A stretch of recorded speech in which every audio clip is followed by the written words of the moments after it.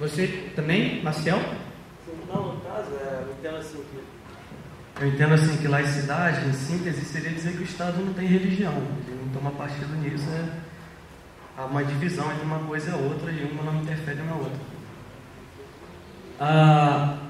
Perfeito, vocês foram perfeitos na colocação, mas o que eu pretendo aqui, a gente podia terminar a palestra e ir para casa, tudo certo, todo mundo sabe o que é laicidade, mas eu pretendo lapidar, porque o alcance do que é separado, e daí, na prática, o que isso influi, o que vai modificar na vida das pessoas ou do trato com a coisa pública, o que modifica um Estado ser laico ou não, qual é a diferença disso e em sendo laico ele pode isso ou pode aquilo ou não pode. Essa discussão precisa ser lapidada através de toda uma interpretação do alcance da laicidade. A laicidade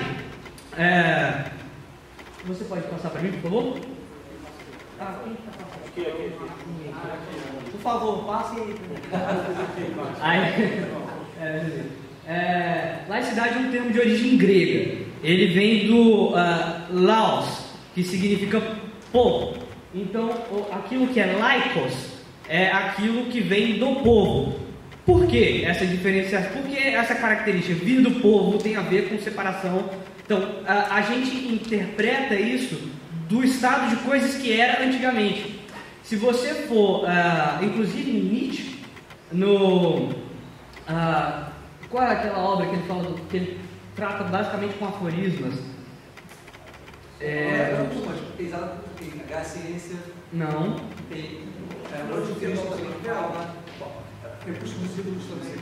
Não, humano demasiado humano. Em Humano demasiado humano é muita obra. Em Humano demasiado humano, Nietzsche chega a mencionar que a princípio as sociedades, as pessoas em épocas primitivas tinham a compreensão de que tudo na verdade não era ato-consequência, ele adivinha de uma alma. A alma vem da palavra ânimos, que é aquilo que anima. Então, assim como eu animo meu corpo, se chove, deve ter um ânimos por trás uma alma por trás da chuva, uma alma por trás de cada fenômeno mecânico que gere movimento, enfim. E aí, em face disso, tudo acaba se justificando atrás de um ânimos superior ao homem, porque o homem só consegue animar aqui o corpo. Então, entra nisso também a organização política. O que justifica? Por que a organização política é tal qual é? Porque um ânimos assim decidiu. Um dos deuses, se você tiver uma crença politeísta, ou um Deus maior, gerador de todos os outros ânimos, quando vem com o advento do monoteísmo. Você pode passar para mim aqui, João, por favor? Se a gente for nas civilizações antigas, aqui eu cacei alguns exemplos. O Sargão é conhecido como o primeiro, por alguns historiadores, o primeiro imperador da história, porque ele fez com que a organização política vivesse do expansionismo.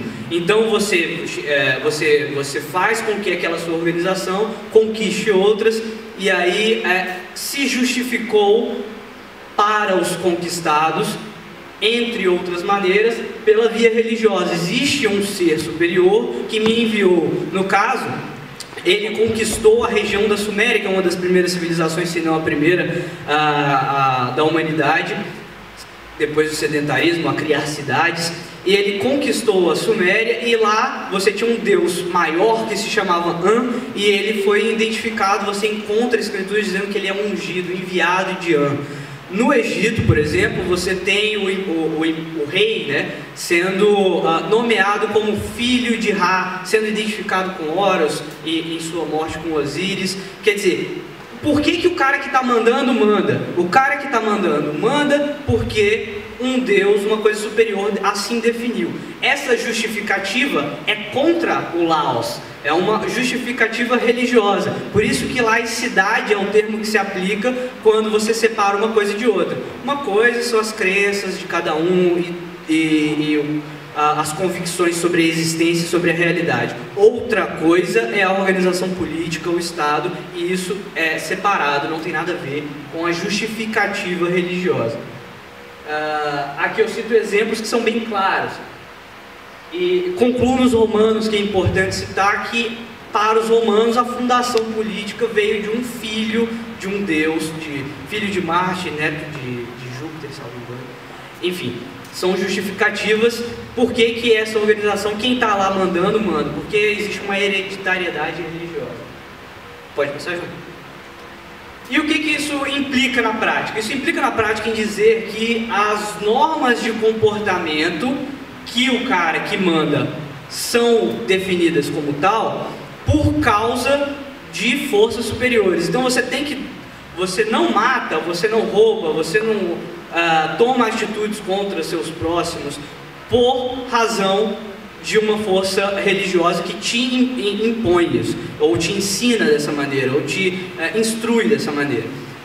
Muito se diz, quando você entra numa faculdade, alguém faz direito aqui, já fez? Quando você está na faculdade de direito, me corrija se não aconteceu com você, algum professor ou outro cita os 10 mandamentos como uma origem cronológica da nossa normatização, correto? Pois bem, ocorre que os 10 testamentos teriam sido escritos pelo próprio Deus a Moisés, e Moisés teria vivido no Egito. Essa é a história contada no Antigo Testamento. Ocorre que no Egito especificamente já existia uma normatização, sem dúvida mais antiga, através de uma coisa que se chamava Livro dos Mortos. O cara morria e ele tinha tipo um código de o que ele ia fazer depois da morte, como é que ele ia se livrar dos monstros e assombros e pular o jacaré igual o Pitbull, sabe? E aí, dentro desse Livro dos Mortos, no final, perto, acho que, se eu não me engano, é capítulo 125, segundo a tradição heliopolitana. Mas, enfim, isso pouco importa. O fato é que lá está descrito assim: você vai encontrar o chefão da parada, você vai encontrar com Osíris e ele vai julgar a tua alma, e você, então, vai ter que fazer as confissões negativas. E as confissões negativas são coisas como: eu não matei, eu não roubei, eu não estuprei, eu sou da hora, eu sou maneiro. Então,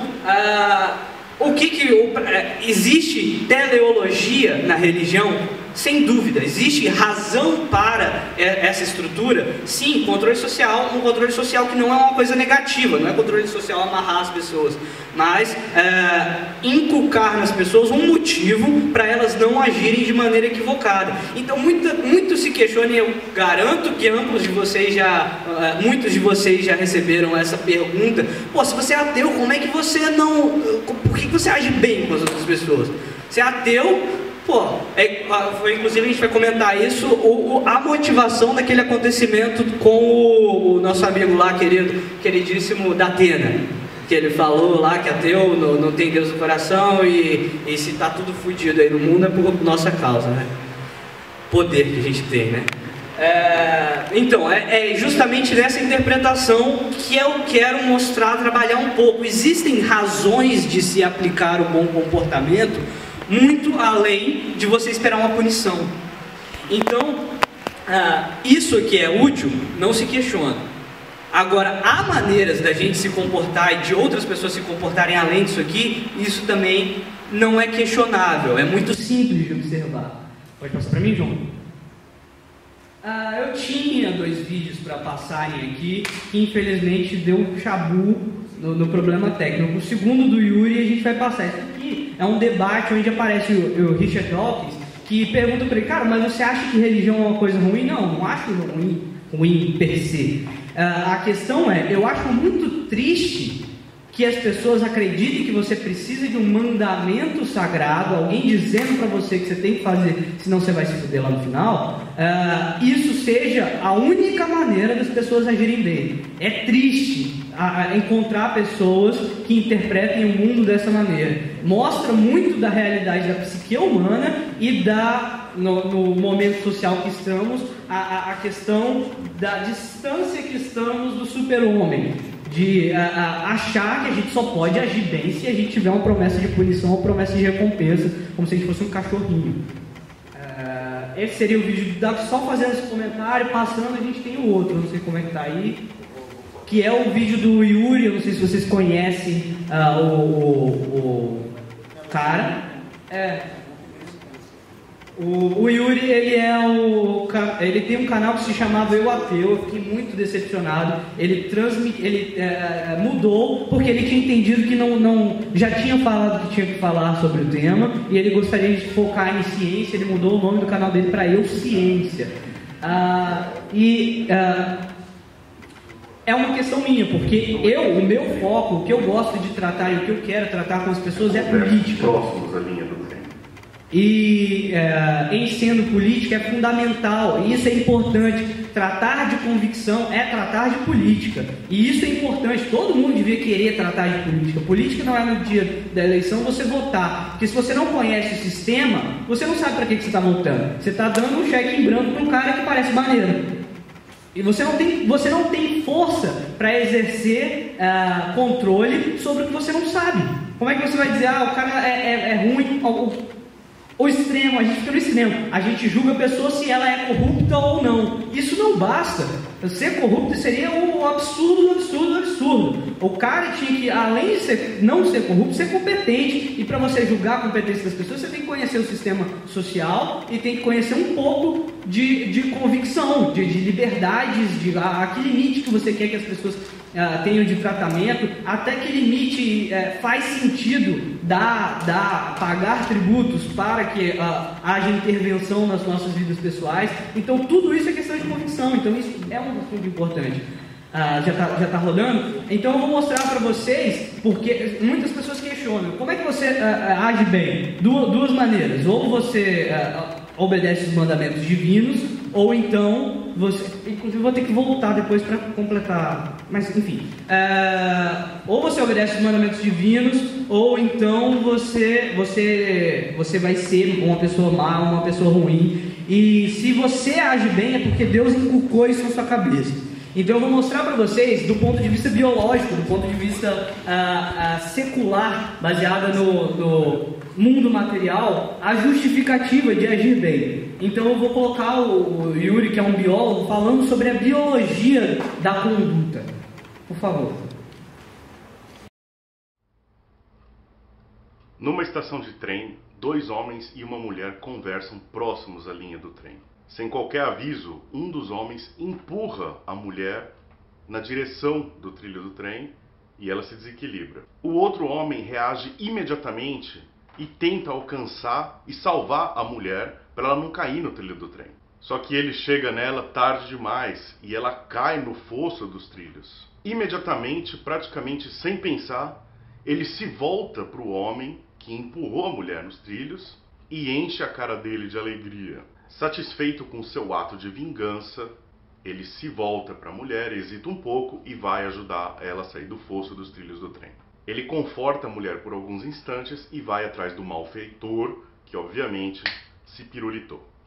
Tudo isso se passa em aproximadamente 20 segundos. Nesse momento muito breve para a racionalidade, um conflito emocional toma lugar. Resgatar ou se vingar? Ajudar ou ferir? Num instante, 2 redes neurais entram em ação na cabeça desse homem. Resgatar um ser humano em perigo ou se vingar do perpetrador? Qual é a escolha moral aqui? Qual é a prioridade? Nesse caso em específico, justamente porque nenhum trem estava chegando na estação, o homem pôde se dar ao luxo de se vingar primeiro para depois ajudar a mulher. Resgatar é muito legal, mas se vingar também é. Esse vídeo pode mostrar a natureza multifacetada da nossa moralidade, que foi desenvolvida para resolver inúmeros problemas ao mesmo tempo num ambiente primitivo. Ser gentil com aqueles que nos ajudam ou aos nossos entes, ou punir aqueles que nos prejudicam ou aos nossos entes.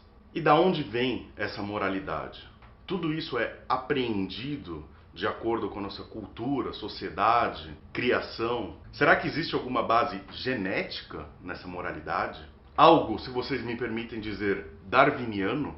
Um livro escrito por Paul Bloom, um psicólogo da Universidade de Yale, chamado Babies: The Origins of Good and Evil, reúne um apanhado de experimentos com bebês, crianças, que podem dar uma luz a essas perguntas. Esses estudos testam a teoria de que nós teríamos um senso inato de moralidade. E segundo Bloom, existem evidências para afirmar que sim. Bloom fornece evidências para a gente que mostram que a nossa natureza instintiva possui sim capacidade de distinção entre atos cruéis e gentis, empatia, compaixão por aqueles que estão em sofrimento à nossa volta, um senso rudimentar de justiça, dividindo recursos igualmente entre os indivíduos do grupo. E acima de tudo, o desejo de ver boas ações sendo recompensadas e más ações serem punidas. No laboratório de Bloom, um grupo de bebês de 1 ano de idade foram expostos a uma encenação de fantoches, de bonecos. Um boneco rola uma bola para um segundo boneco. Esse segundo boneco devolve a bola rolando para o primeiro boneco. Esse primeiro boneco então rola a bola para um terceiro boneco. E esse boneco pega a bola e vai embora. Rouba a bola. Termina com o jogo, acaba com o jogo. Em seguida, foi oferecido aos bebês a escolha de retirar os brinquedos, prendas, do boneco número 2 ou do boneco número 3. Os bebês, assim como esperado, foram lá e retiraram a recompensa do boneco número 3. Mas isso não foi tudo. Os bebês, além de retirarem o reforço positivo, a recompensa do boneco número 3, eles deitaram em cima do boneco e sentaram a porrada. Naquela mente primitiva, com aquele senso rudimentar de justiça e moralidade, foi necessário uma punição. É claro que existem incontáveis variações deste paradigma de pesquisa. Alguns como o boneco tentando empurrar uma bola para cima de uma rampa, aí vem um boneco e ajuda, ou vem um boneco e atrapalha. Mais uma vez, a tendência de recompensar os bonecos prestativos e punir os bonecos que atrapalham apareceram em crianças de 3 a 10 meses de idade. O que é muito prematuro para tentar atribuir isso a aprendizado e cultura. O senso moral, a nossa moralidade, é construída por diversos componentes, mas entre eles estão o desejo de ajudar outros em necessidade, compaixão por outros em sofrimento, raiva em relação a crueldades em geral e orgulho e culpa relacionados às suas próprias ações. É óbvio que as leis e os costumes da sociedade podem sim ajustar os ponteiros da moralidade para um lado ou para o outro. Mas a natureza já nos forneceu esses ponteiros ajustados de uma forma rudimentar. E é exatamente por isso que costumes e leis e constituições da nossa sociedade deveriam ser baseadas nesses ponteiros darwinianos que nos instigam a agir de forma recompensatória a ações boas em relação a outras pessoas, aos nossos entes, a outro ser humano, e punir e cercear ações que prejudiquem as liberdades ou a integridade de outros seres humanos. E aí, a moralidade é só um construto cultural social? Não! A moralidade é um conjunto de regras arbitrárias organizadas por alguma instituição ou entidade? Não! Um grande abraço para vocês e até o próximo vídeo. Bom, os comentários que eu gostaria de fazer que eu tô ferrado, porque só faltam 10 minutos e eu não cheguei nem no início, mas então eu vou dar uma correria. É o seguinte, moralidade, aqui talvez ele não tenha sido feliz no uso do termo específico, mas a compreensão da semântica por trás do que ele disse é importante. Existem bases no comportamento que são inerentes ao ser humano. Inclusive, aí você volta para mim que eu vou precisar, eu tô sem tempo e voltando para trás. Vai. Talvez você já tenha ouvido falar sobre direito natural, existe uma coisa e tal. Eu bato sempre no uso desse termo por causa da origem dele. A origem do direito natural da fala sobre direito natural, ela é no mesmo sentido que falávamos do ânimos que criou o Estado, do ânimos de Nietzsche, que fala que os antigos tinham uma mania de dizer: o barco, na verdade, não sou eu que estou remando, mas eu estou fazendo um ritual mágico, invocando alguém que está remando, está movendo o barco. Essa interpretação de encontrar ânimos por trás das coisas está envolvida no conceito de direito natural, que na verdade existiria um direito colocado na cabeça das pessoas pelos deuses, porque direito natural é um termo que surge talvez em Grécia, mas você vê a citação em Cícero. Cícero fala que existe uma tendência de todos os humanos, até os bárbaros, né, que os romanos chamavam os não romanos de bárbaros, já com influência grega, inclusive. Até os bárbaros tinham interpretações de certo e errado que eram inerentes e eles deveriam ter sido colocados por Deus na cabeça deles. Cícero era um romano não, antes da época cristã, ele era pagão, ainda pagão, né, também. E epístolas de Romanos, que é a parte bíblica que assenta isso. Existe uma moralidade colocada por Deus até em quem não é cristão e tal. E aí é dessa filosofia que sai a ideia de que existe direito natural, sendo direito natural uma coisa colocada por Deus.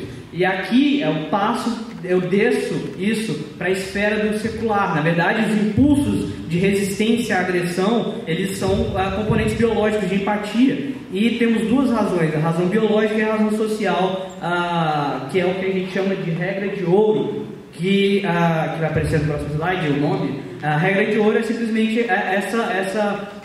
esse princípio da reciprocidade, de você não agredir a uma pessoa que não te agrediu. E por quê? A razão social disso. Porque se você tiver uma sociedade, lembra que eles estavam falando aqui conosco que tudo é interpretação, isso é um fato.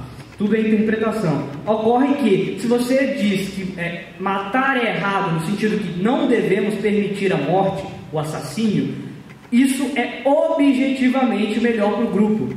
Não é minha opinião isso.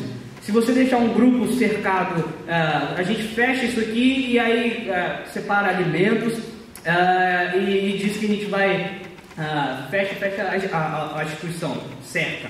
E aí cada um vai cultivar. E aí a gente permite o assassínio. É normal, tá valendo, é do jogo.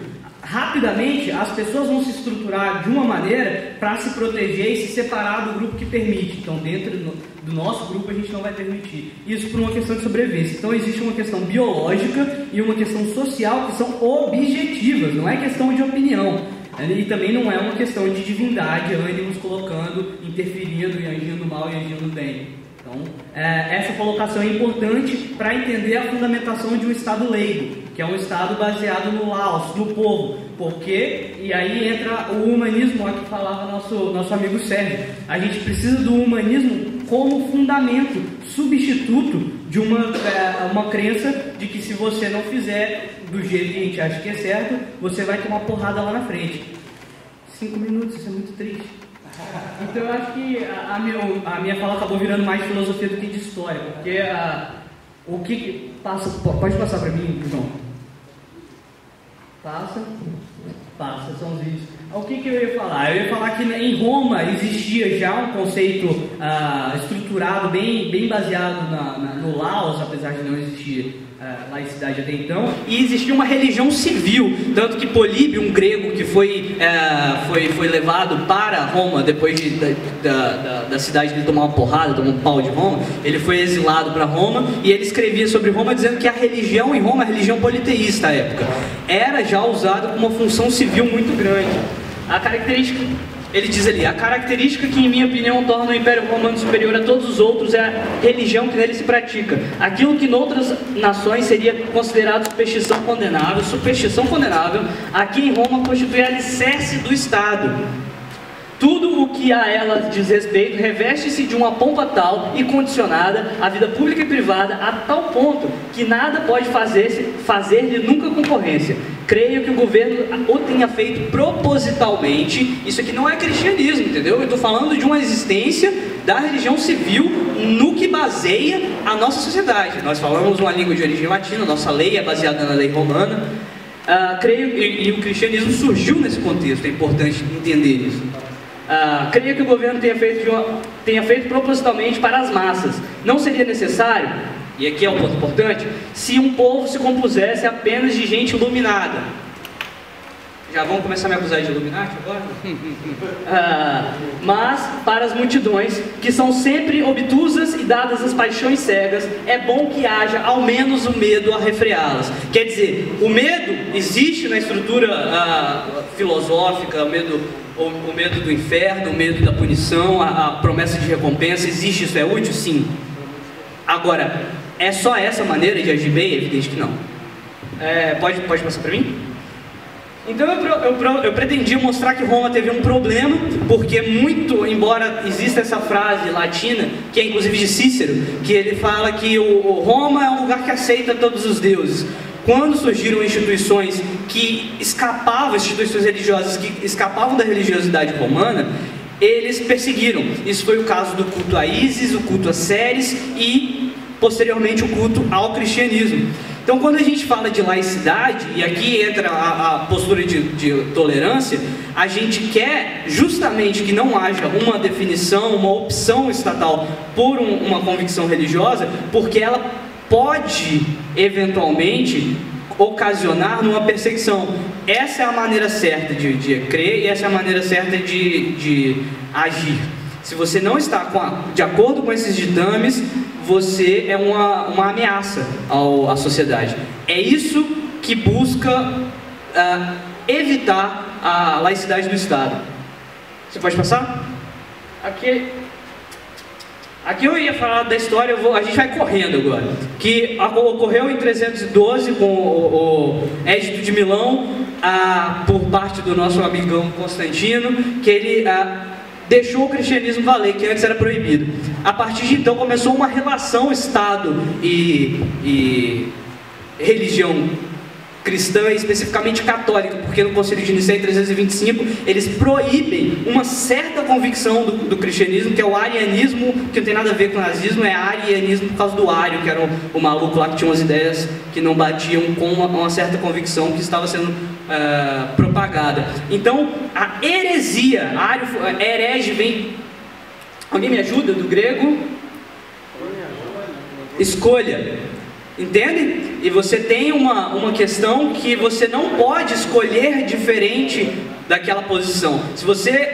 tem gente que vai jogar essa interpretação para outras coisas, umas coisas meio assim, viajadas, mas a questão prática, você não pode ser um herege ou um apóstata, você não pode ser diferente daquele núcleo de convicção, porque isso ameaça o Estado. Quando falam de Constantino, é importante compreender que ele usou o cristianismo como uma maneira de concentrar a convicção das pessoas em uma unidade de novo, que o Império Romano já estava meio cambaleante.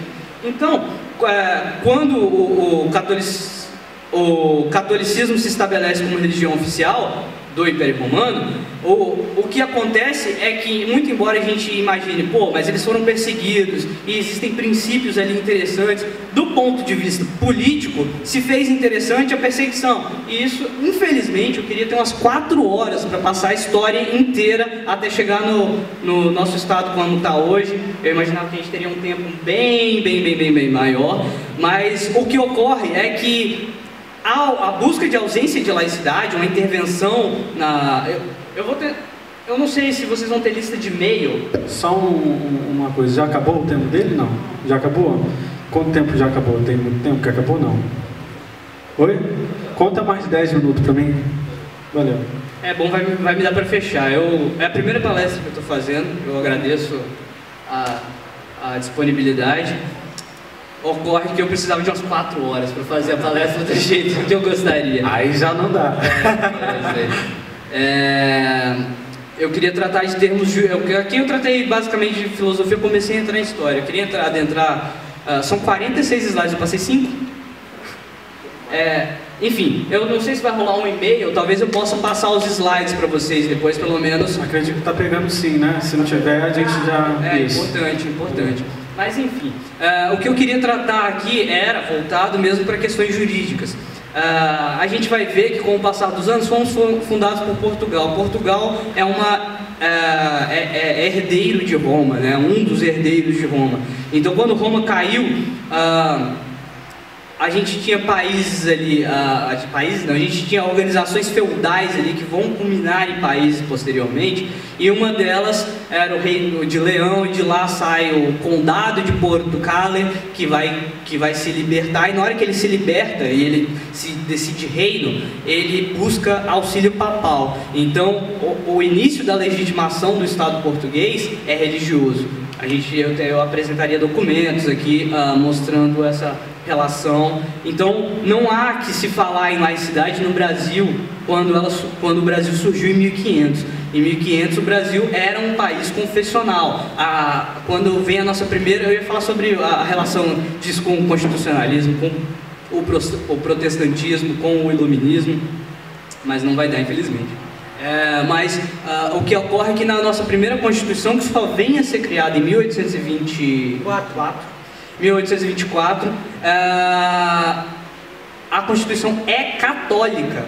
Ela é católica. Ela fala que o Brasil é um país católico, que o imperador ele tem que manter a religião católica, que os outros cultos são permitidos se feitos dentro de casa. Quer dizer, a Carta Constitucional é criada para limitar os poderes do governante. É essa a função constitucional.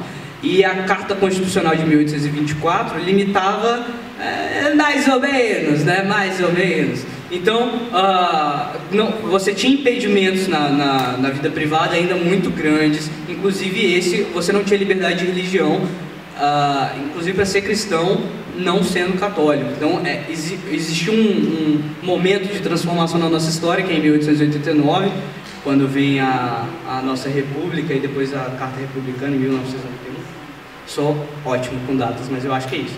E aí o que ocorre é que nesse momento, a partir da república, que a gente vira um Estado laico de verdade. Um Estado confessional, uma questão que eu gostaria de colocar antes de terminar, o Estado confessional necessariamente ele é castrador? Não necessariamente. Nós temos a Inglaterra, que é um Estado anglicano, que não tem, ele é anglicano, é ligado com religião, e nem por isso você vê perseguição ou restrição de liberdades. Ocorre que a nossa opção política foi a opção pela laicidade, e isso deve ser respeitado,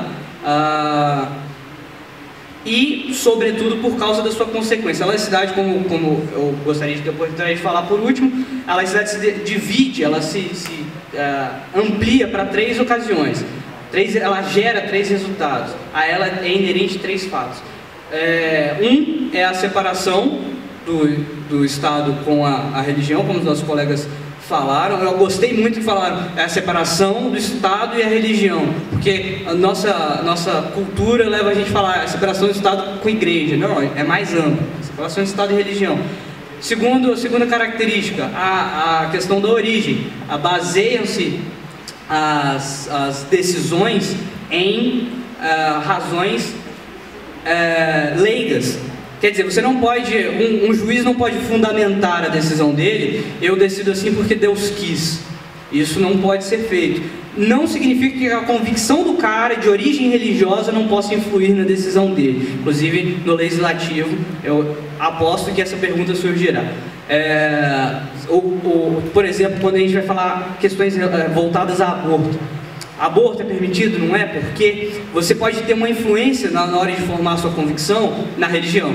Dizer assim, não, foi meu pastor que disse. Agora, se você vai fundamentar e vai transformar isso em norma, você vai ter que trazer isso para o povo, para o Laos, para o século. Você vai ter que trazer isso para a região aqui, da existência que tem aqui. Então você vai argumentar, é possível se argumentar de maneira leiga a favor do aborto, se assim interessar a quem quiser, contra o aborto. Dizendo que existe um princípio da vida, e o princípio da vida é inerente a cada ser humano, porque precisa proteger, e a vida quando começa, e chama o médico, chama isso, chama aquilo, mas sempre debatendo de forma a tratar das coisas no aspecto que é inerente a todos. Você vive, você é humano, você morre, você pode ter suas coisas furtadas, roubadas, você tem sofrimento, você paga imposto. Isso é para todas as pessoas. E o Estado, a sociedade política é feita para todas as pessoas, então é esse tratamento que tem que ser dado. Eu agradeço a atenção de vocês todos, o tempo que vocês disponibilizaram. Eu agradeço aos organizadores. Olha quem está aqui. Tudo bom, David? Então, eu gostaria muito de falar muito mais sobre o tema, falar da fundamentação histórica, falar da diferenciação, outros países, fazer comparação ao que está acontecendo na Europa, o que está acontecendo no Brasil e tratar de alguns assuntos e decisões que têm sido tomadas no contexto da sociedade em que a característica laicidade gera consequências, influi, as pessoas se questionam, mas o Estado não é lá, eu queria tratar disso de uma maneira prévia. Mas como o tempo acabou, eu vou abrir espaço para o que... A gente vai abrir então espaço agora para as perguntas. Vamos lá. Por favor. Bom dia, meu nome é Paulo, eu sou de Belo Horizonte, estudo física atualmente. E, bom, indo nessa questão do Estado, da relação entre Estado e religião, desde que a gente tem conhecimento de sociedade,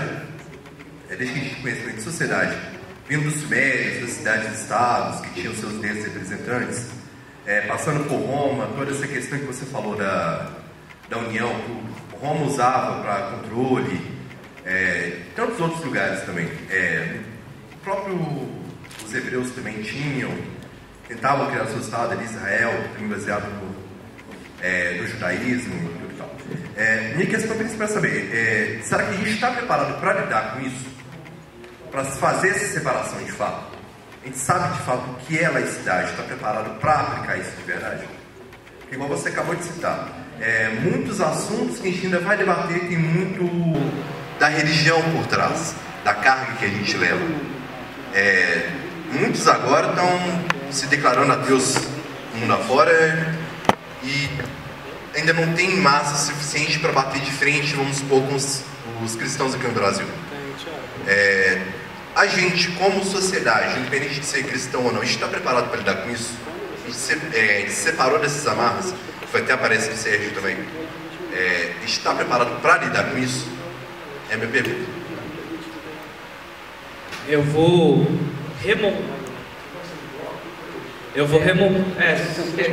fazer as 3 perguntas de uma vez. Eu tenho problemas de memória. O menino de amarelo ali, Thiago, ó.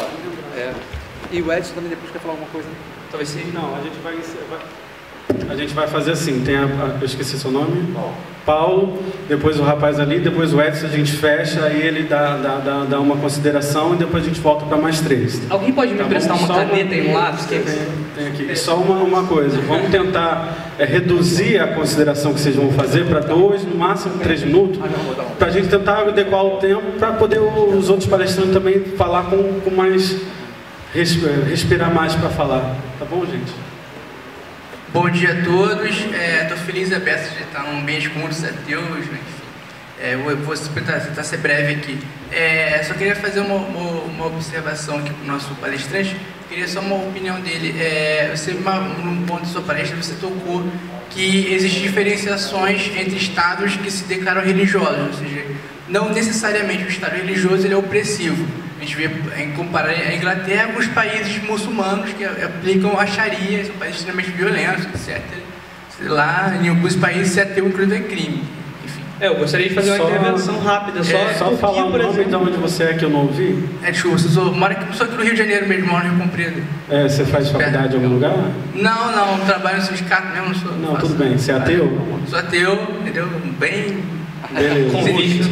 Só para lembrar quando a pessoa pegar para falar. Sinistro cabuloso na balada. Sinistro. Só para a gente poder conhecer um pouquinho também de quem tá. Claro, a gente vai ter essa. Acho que mais sinistro é o meu trabalho. Né? Todo mundo que é crente, eu falei, cara, que situação. Me arrebenta. Como diz meu chefe que é evangélico, me arrebenta. Se você não fosse ateu, a gente ia trazer você aqui para te converter. Glória a Darwin. Então, enfim. Então, assim, na sua opinião, qual é o elemento central que faz com que um Estado que se declara religioso ele seja mais agressivo e outro não? Na minha concepção particular, se você concorda comigo, seria ao nível de consciência das pessoas. Aqui no Ocidente as pessoas já têm uma consciência em repudiar certas agressividades. Né? A maioria dos evangélicos eles têm ideias violentas, mas eles discordam de métodos violentos. Ironicamente, né? Eles acham que é ruim matar homossexual como eles fazem lá, mas é uma pessoa preconceituosa, uma contradição. Entendeu? Enfim, mas lá naqueles países aquela cultura já aceita aquele tipo de violência. Essa é a minha observação. Queria saber qual é a sua opinião, pela sua experiência. Obrigado, Edson.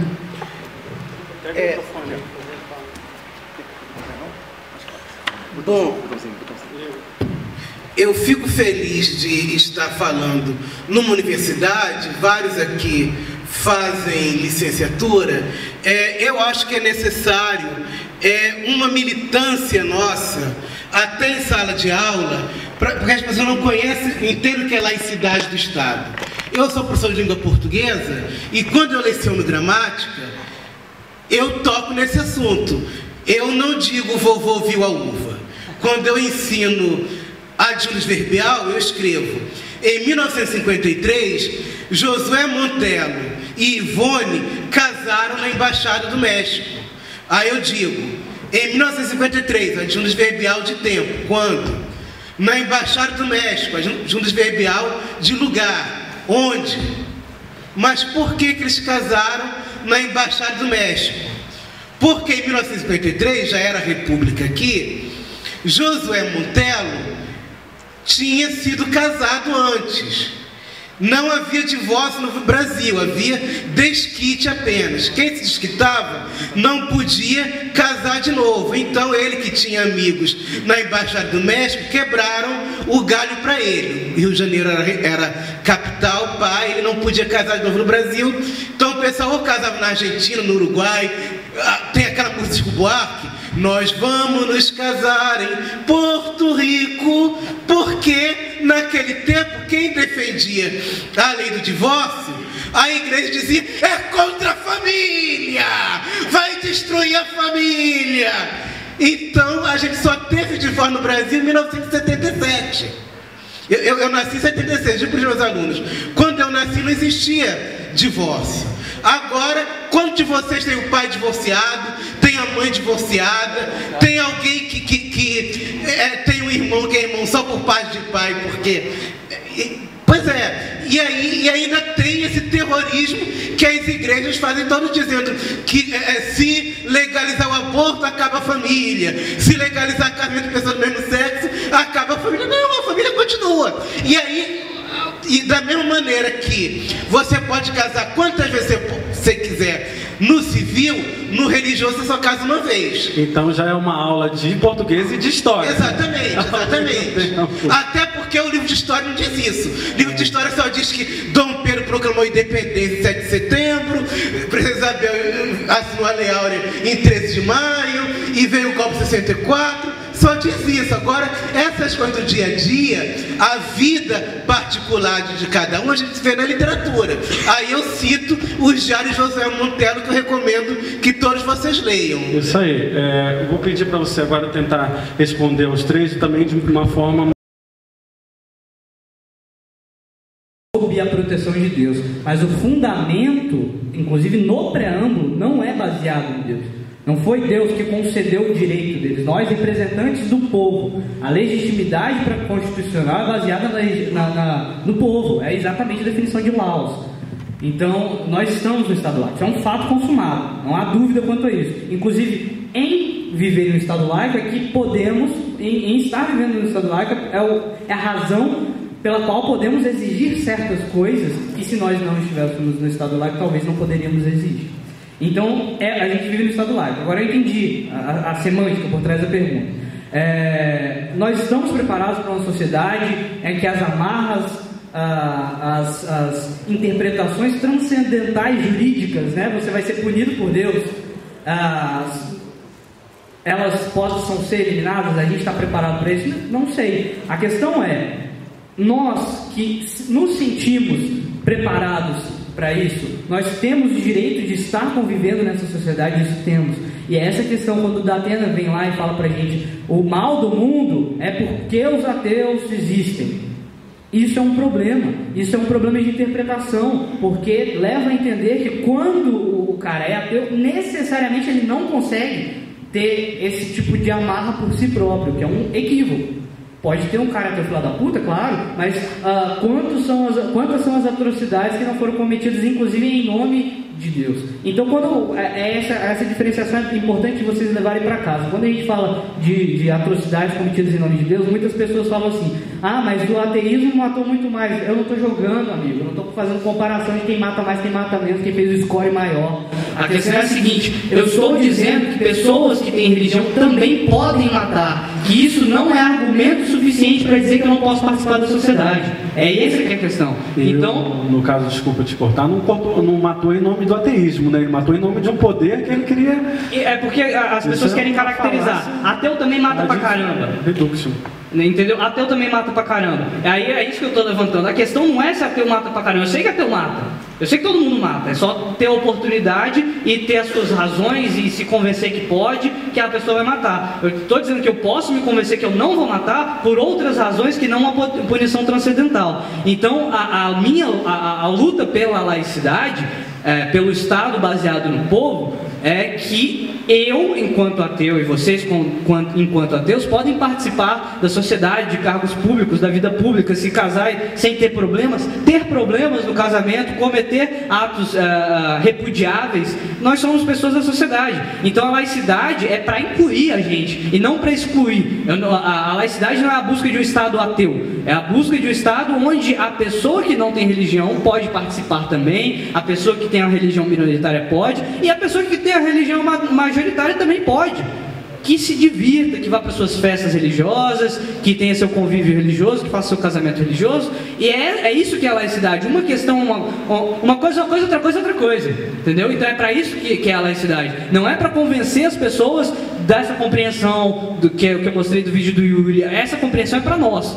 Preciso que vocês é importante compreender isso. Existem motivos para a gente agir bem, que não a morte, o que vai acontecer com a gente depois da morte, porque se você for materialista, acabou a morte, acabou o corpo, acabou a alma, né? Como levantou nosso amigo, acabou o ânimos. Então, eu não quero convencer as pessoas dessa interpretação, mas fazer com que elas compreendam que a gente é possível. A gente é brother também. A gente é tranquilo. Você respondeu as duas já? Não. Tá, pode falar. Vou tentar ser mais sucinto dessa vez. Nível de consciência é o que justifica a ausência de violências em países religiosos.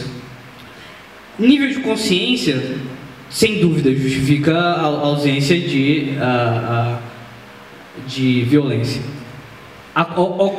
É complicado você fazer essa relação histórica pura e simplesmente.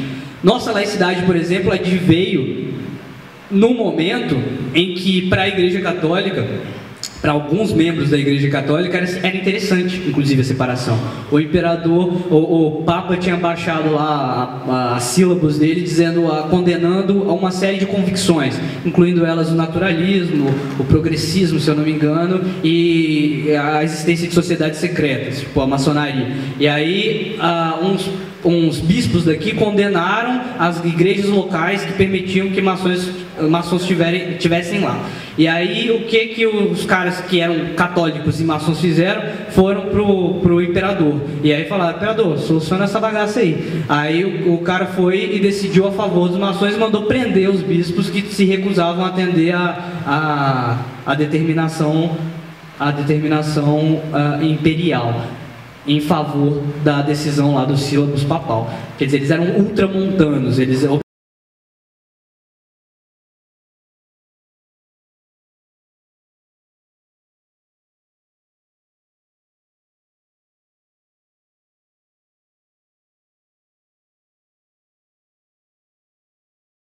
quando eles chegaram e falaram: isso aí tem que ser separado, a aceitação foi mais tranquila. Então, existem questões históricas que às vezes perpassam a consciência. Tá todo mundo sabendo e todo mundo é maneiro.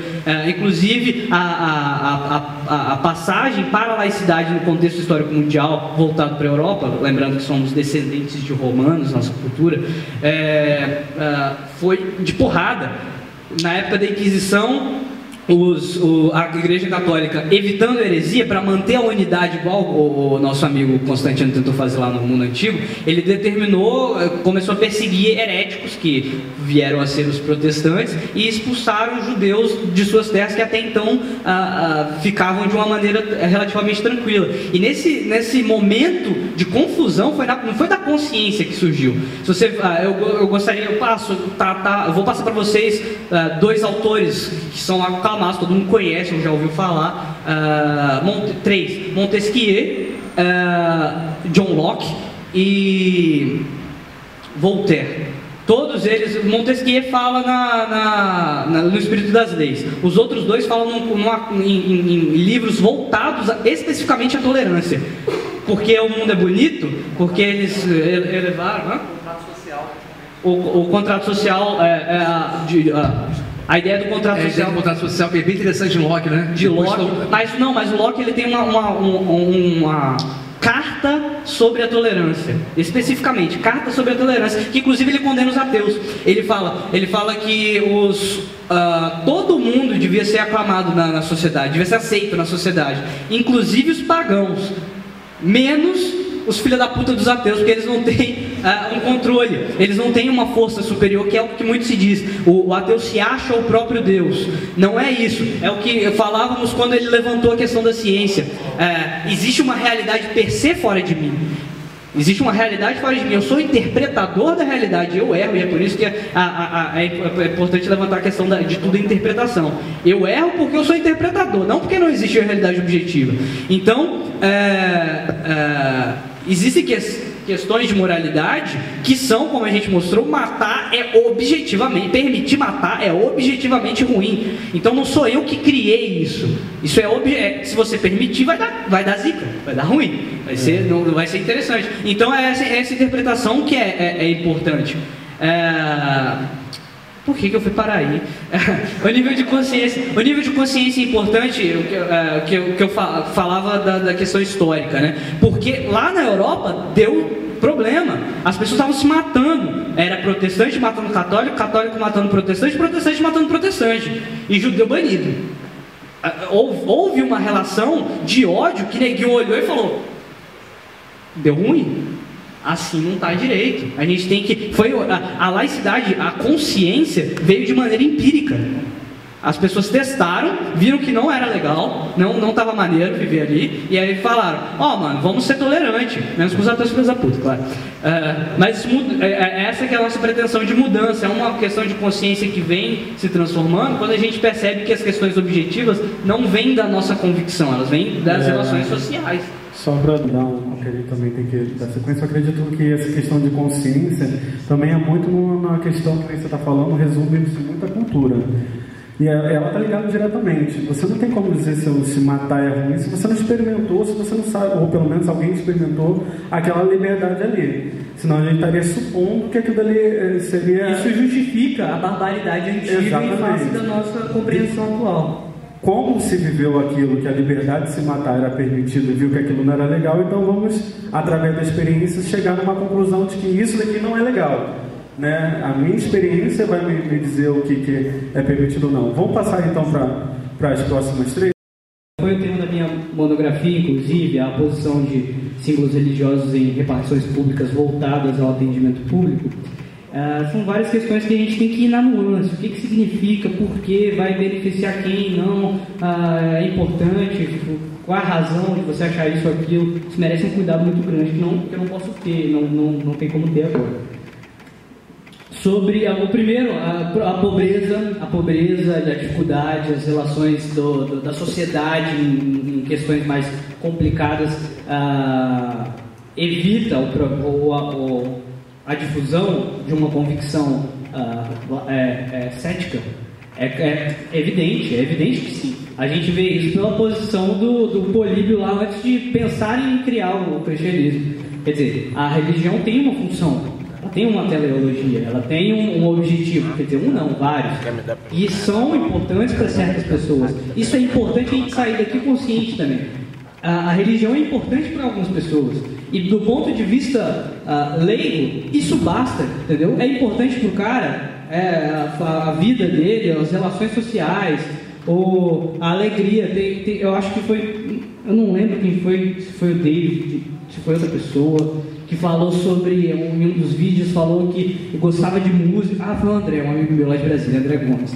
Ele dizia que ele ia para a igreja e ele se sentia muito bem quando escutava música. E tem pessoas que não querem sair dessa vida. Então é importante para quem precisa, para quem gosta, do ponto de vista leigo, que a pessoa curta. Alguém já procurou a lógica de enfiar uma bola numa cesta de basquete para você ficar discutindo se a pessoa está certa ou errada em jogar basquete, ou jogar futebol, ou jogar vôlei, ou fazer sexo porque está afim, por curtição, ou por tomar alguma bebida? Então a religião, do ponto de vista leigo, tem que ser entendido como, pelo menos, uma questão de escolha pessoal do que interessa para a pessoa. Então tem pessoas que estão numa situação, por vários motivos, e não só dificuldade, mas a dificuldade pode ser um ponto, que influi nela não tomar aquela decisão. E a gente tem que estar com o objetivo, enquanto grupo de convicção, não de querer mudar a pessoa que não quer mudar. Abrir portas, e isso é importante, para quem deseja mudar, não sofrer no cotidiano o que o Datena fez em público. Dizer que é todo mundo do capeta, que vai todo mundo que se tem problema porque a gente existe. Isso não pode existir para quem quer, quem tem interesse, se manifestar e dizer, eu gosto dessa sua ideia e tal. Isso é importante. Segunda questão da religião nas escolas, inclusive meu slide vai até o 44, no 45 eu pergunto, qual é a opinião de vocês sobre relação porque existem várias coisas que a laicidade influi no trato com a coisa pública. E aí, ter religião nas escolas está de acordo com a laicidade? Depende. Se você vê a religião do ponto de vista como se fosse uma coisa positiva, igual esporte. Ter relações em grupos religiosos é interessante? Me parece que sim. Assim como é interessante essa relação que a gente tem aqui. A gente poderia ser enquadrado analogamente não como grupo religioso, mas como grupo de convicção, porque a Constituição protege a liberdade religiosa e a liberdade de convicção. Então é análogo, não é a mesma coisa, mas a reunião de grupos, porque tem uma cosmovisão similar, é protegido. Isso é interessante, trocar ideia. Então isso deve ser protegido. Então é ensino religioso no sentido de ensinar as convicções que existem na sociedade é importante, me parece importante, e é constitucional, incluindo respeito à laicidade, porque a gente adotou uma laicidade que é uma opção política também, que é a laicidade benevolente, que a gente é neutro, mas religião é maneiro, então se tiver alguma parada relacionada a isso, a gente vai estimular. É isso que enquanto seja neutro, enquanto seja possível a todos, isso é o que chamamos de neutralidade benevolente. A gente podia dar exemplos, falar, porque essa questão é mais complicada do que soa. Ela tem várias nuances. Tem um vídeo do Paulo que é muito interessante, do Perula, que ele é sobre a mente descontínua. A gente fica querendo compartimentar as coisas. E as coisas, a gente acha que a lei é isso. Existe o certo, existe o errado. E esse é errado, esse é certo. Existem nuances e limites que tem que ser trabalhados cuidadosamente. Então não dá para eu dizer o que seria interessante, como se chegaria aí. Eu sei que no DF eu já participei, inclusive representante da ATEA. Falei com a ATEA e eu falei em nome deles. O pessoal fala, organizar não pode. Se não organizar, você não estava lá, porque eu não ia poder falar em nome próprio. Eu precisei da organização ATEA. Você pode falar a merda que quiserem da página, que eles zoam, que eles mandam mal. Manda mal pra caralho de vez em quando, isso é verdade. Mas isso não tira a legitimidade da instituição. É importante, ter uma instituição é importante. Isso, quando as pessoas de fora, quando um ateu falar, você só fica puto. Agora, quando um religioso falar assim, vocês estão se reunindo, isso é igual religião. Não, a gente é uma organização, é igual. Igreja tem uma palavra de origem grega que se chama eclésia. Eclésia não era uma instituição religiosa, era a organização como a população se estabelecia para trocar ideias sobre a democracia. Era a área de discussão se chamava eclésia, era a assembleia, e isso era uma instituição leiga. Então, se organizar a instituição, trocar ideia, tentar mudar, isso é política. O cristianismo só chegou no lugar onde chegou porque foram políticos, porque se organizaram. Então não aceitem dizer que você não pode se organizar. Você pode não querer se organizar, é a opção sua. Agora, julgar quem está se organizando só pelo fato de estar se organizando é um equívoco. E é uma maneira eficiente de manter você calado, porque sozinho você não faz nada. Que eu acredito também que você está falando aí sobre laicidade benevolente, entra um pouquinho na ideia da diferença entre laicidade e laicista. Exatamente. É aí que a gente vai chegar. E laicismo. Laicismo é um termo que você tem todo o direito de achar uma merda. porque ele foi criado como contra-argumento. O Jefferson Dias, um promotor de justiça, fala sobre o tema, e ele fala que isso foi criado por algum papa católico ao qual eu não me recordo agora. Mas a ideia que era dizer assim, tudo bem ser laico, mas não vamos ser laicistas. Entendeu? E isso é importante ser levado em conta. Existem doutrinadores, doutrinador tem significado diferente no mundo jurídico. Existem doutrinadores, é o cara que escreve sobre temas da doutrina, que existe a jurisprudência e a doutrina, que doutrina não é vinculada ao Estado, é o cara que se educou e tem informação. Existem doutrinadores que fazem a diferença entre laicismo e laicidade. Tem outros que põem um parênteses aí. Justamente como o Jefferson cita, por causa da origem, enfim. Mas o que acontece? Laicidade significa exatamente separação do Estado e das confissões religiosas, e existe a tentativa de implementar um ateísmo de Estado, que é fazer com que o Estado intervenha nas convicções, impondo o ateísmo. Não vai abrir igreja, porque igreja é uma coisa ruim, faz mal para a sociedade. Então, neutralidade a neutralidade é dizer, religião não é boa nem ruim, você faz o que você quiser. Religião é igual poker, é igual baralho, é igual dominó, não interessa o Estado. Existe a neutralidade benevolente, que é uma opção política nossa que pode ser discutida. Você pode dizer, eu acho uma merda, mas foi a opção que a gente tomou, que é religião. A gente não se mete em religião, mas religião é maneira. Se você quiser ter uma, a gente vai te ajudar a ter, que aí envolve aquele negócio de haver imunidade tributária, blá blá blá blá blá, que a gente pode discutir em termos específicos. Por exemplo, se o cara tem uma loja de vender livro e aí ele quer buscar imunidade tributária porque é uma loja de livro religioso. Então existem questões a serem debatidas, mas que se compreenda, não se concorde, mas se compreenda que a nossa opção jurídica foi essa. Pode mudar? Pode, se mudar, enfim, mas foi a opção jurídica de dizer que a laicidade existe uma separação, mas o Estado estimula em abstrato o fenômeno religioso. Só para assim, a gente precisa encerrar. 30 segundos para explicar a diferença entre laicidade e o que é laicismo. Valendo! Laicismo ou laicista? Não, então, foi exatamente o que eu quis dizer. Eu não gosto dessa separação com esses termos, porque causa confusão. Você está defendendo a laicidade e o cara fala, mas isso é laicismo. Vamos separar os termos. Existe a laicidade, não existe ismo. Ismo vem da filosofia, você querer ser laico. Não tem esse de ismo. Existe laicidade. Se o cara está fazendo laicidade do jeito errado, ele não está fazendo laicidade, é outra parada. Então, quando o cara. Então, qual a diferença? Ateísmo de Estado é você usar o Estado para impedir o fenômeno religioso, dizendo que ele é ruim. Isso é ateísmo de Estado. Agora, laicidade é separar. Você curte a tua religião e tal. E aí existe a laicidade benevolente, que é você curte a sua religião e a gente vai te ajudar se você precisar. A todos. Separar no caso do que é privado do que é público. Exatamente.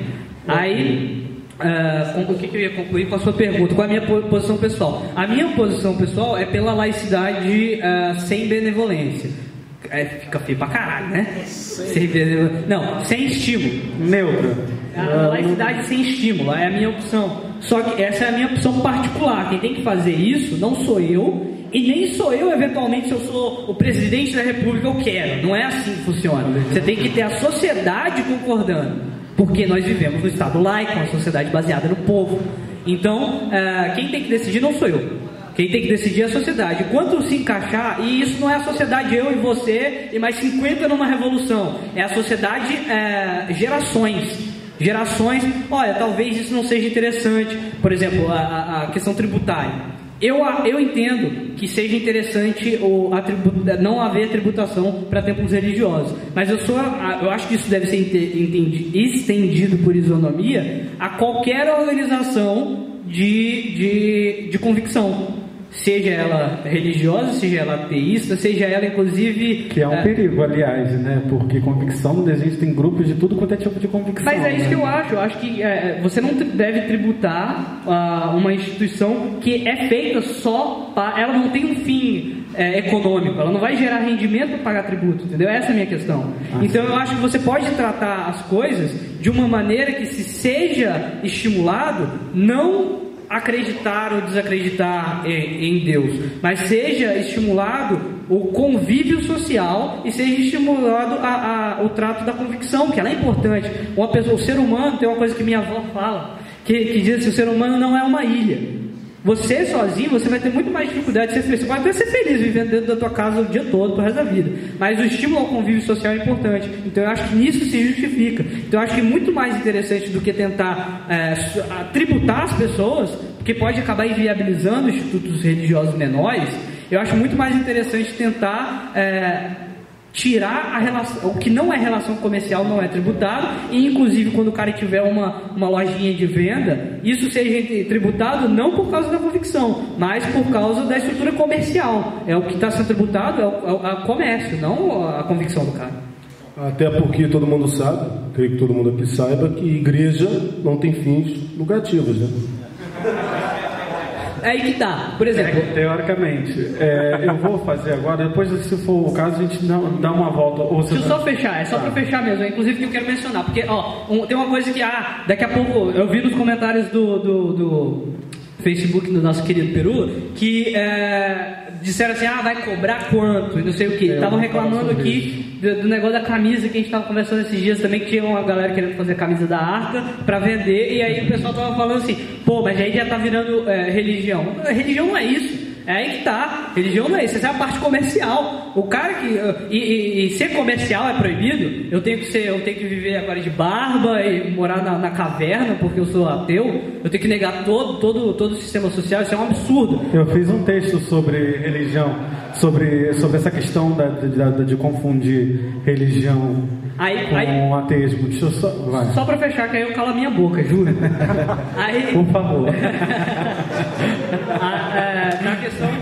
Na questão da roupa que eu estava falando, você faz essa separação muito tranquila. Se reunir aqui deve ser tributado? Absolutamente não. Absolutamente não. Agora, se ninguém quiser vender camisa, tem que ser tributado? Claro que sim. É comércio. A não ser que você não vá tributar ninguém, para fazer uma discussão nesse sentido. Agora, por que estamos divulgando convicção, não vamos ser tributados no